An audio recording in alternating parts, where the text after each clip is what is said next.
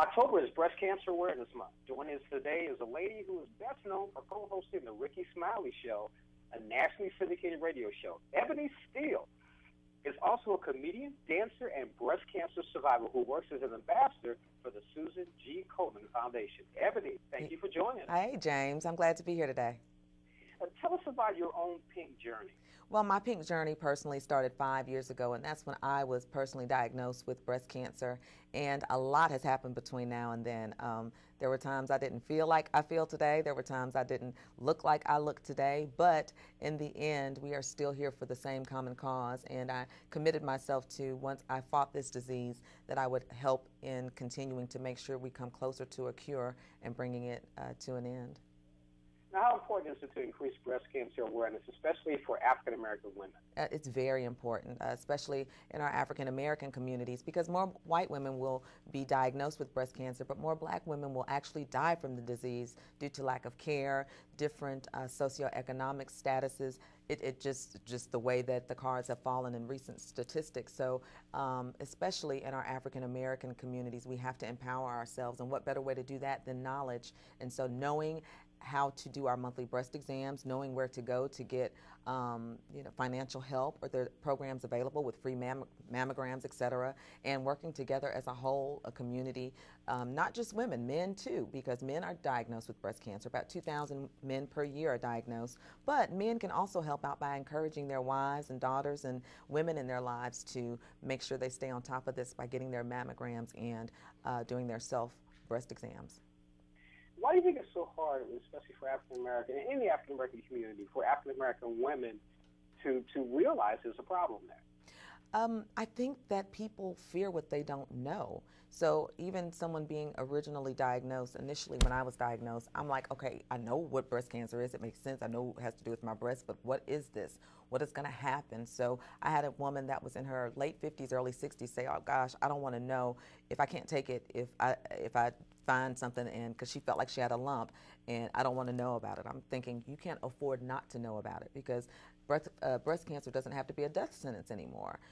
If it's detected early enough, there are treatments and advances, and that's what we're working towards now. And that's why I'm so glad that some of these companies have come forward and given even a percentage of their proceeds. And it's a bunch of pink stuff. I call it stuff. I love it. It's skill. They have the IXO screwdriver. It's the #1 selling power tool, and they do tools for the cure, and 10% goes to Susan G. Komen. They're given a minimum of $100,000. And also the Chamberlain Universal Garage Door Remote Clicker, minimum of $25,000 is going to Susan G. Komen, and it operates 2 garage doors at once, and all brands it's compatible with.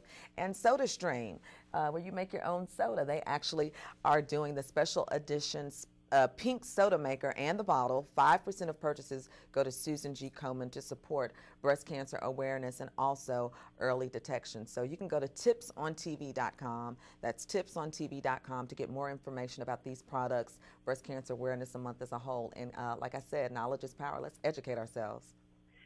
One last question. I know we're short on time. Sure. For you, what was your attitude before? And then how did you find out and see what your attitude is now? Before I was diagnosed? Yeah. Okay. My attitude before I was diagnosed is, I'm just a person that participates in community-oriented events. Was health one of them that I focused on? No. I'm even embarrassed to say I thought that breast cancer was an old white woman's disease, and we know that I sit before you today as being neither one of those things. My attitude now is that our health is imperative.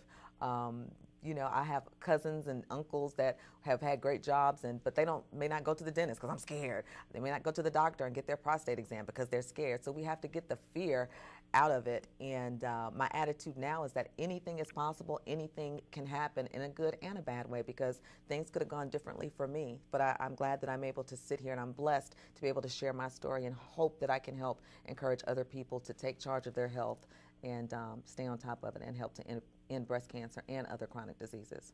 It's very interesting, Ebony. This last month, September, was Prostate Cancer Awareness Month, and now October is Breast Cancer Awareness Isn't that something? That is, definitely, especially in the African American community, because we do need to get out. We have our own attitudes, and we are very fearful. That's true.